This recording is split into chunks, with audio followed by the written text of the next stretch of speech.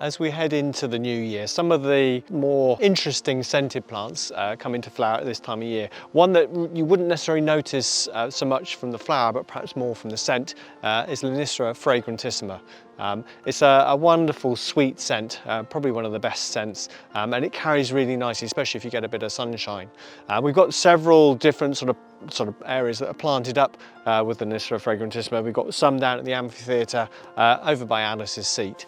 So worth seeking out as you head around the garden, and the scent will draw you to it. So winter stem interest is always a great thing to have in the garden at this time of year. It just gives that sort of lift with these lovely sort of colours. This one's Betula albosenensis China Rose. It has this lovely sort of peeling bark which gets sort of paler, almost white down below. And the younger branches are more of a sort of cinnamon colour, so a nice contrast to this lovely white stem.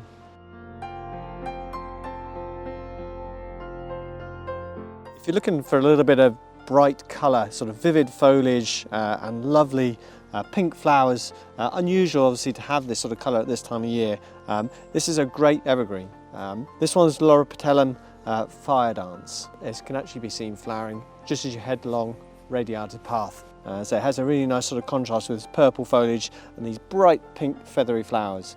It's actually a member of the same family as the witch hazel, hence it flowering at this time of the year.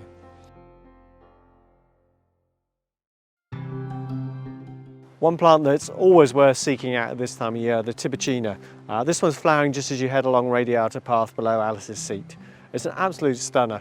It flowers for several months, so forgive me for mentioning it in previous posts, but it's one of those plants you really do need to find. It looks absolutely glorious.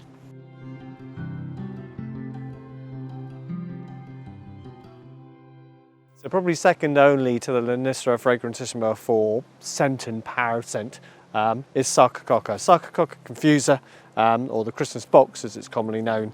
It's covered in buds, just starting to break now, so the scent will carry for many metres. It's one of those plants that really does fill the air, especially when you get a bit of warmth.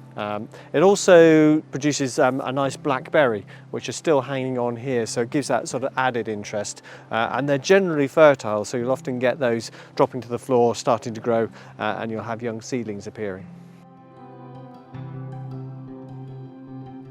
I always think the Gunnera plantation is one of those areas that sort of looks interesting all the year round really.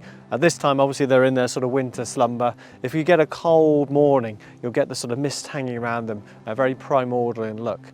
It's almost like a sort of battleground in a way, but it'll soon come to life. Once we get into sort of March we'll start to get those leaves forming and it'll just romp away from then on. Probably one of the happiest and cheeriest plants at this time of the year as you head through into the new year are the Camelias. This is inspiration. Has a really sort of bright, vivid flower, really sort of hits you from afar. The Camelias are also proving to be quite a good choice for our drier summers that we're getting as well. They seem to tolerate drought because of this sort of waxy leaf which helps lock in the moisture so they don't sort of dry out so much. And even with the dry summer we had last year, we've still got lots and lots of flower buds. Quite often when you get plant stress they lose the flower, but the Camelias seem to be quite tolerant of that. So a good choice going forward, whereas rhododendrons seem to be a little less able to adapt to that, whereas the Camelias are perfect for it.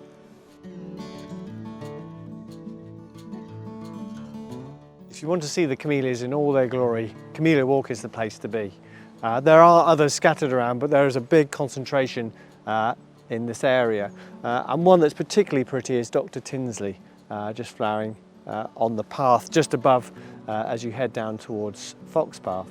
It's a really pretty mix of the sort of pink and white with those sort of delicate yellow stamens in the middle. Another rather nice camellia flowering along Camellia Walk is Camellia williamsii or cross williamsii Jennifer Carlyon. It's got quite a sort of bold, large flower, really stands out with these stamens in the middle, and a lovely glossy green sort of long elongated leaf. Another fantastic camellia for us, and one that's probably a little bit more rare in cultivation, is Camellia McDonald's seedling. It has this really sort of dark red flowers and petals with these sort of veining which really stands out, and these wonderful stamens which are really bold. You can see these flowering all the way along Camellia Walk in various different locations, but just at the start by the visitor centre is probably one of the best specimens.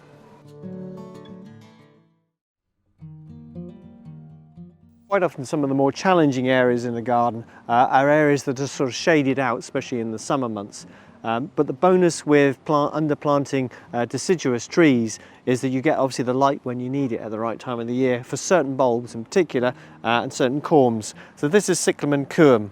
It has a really pretty sort of leaf which you can see with those sort of patination on it, but at this time of year it has these lovely deep pink flowers. You can also get a white form as well, so depending on which you prefer. Really good plant, as I say, for understory planting under deciduous trees.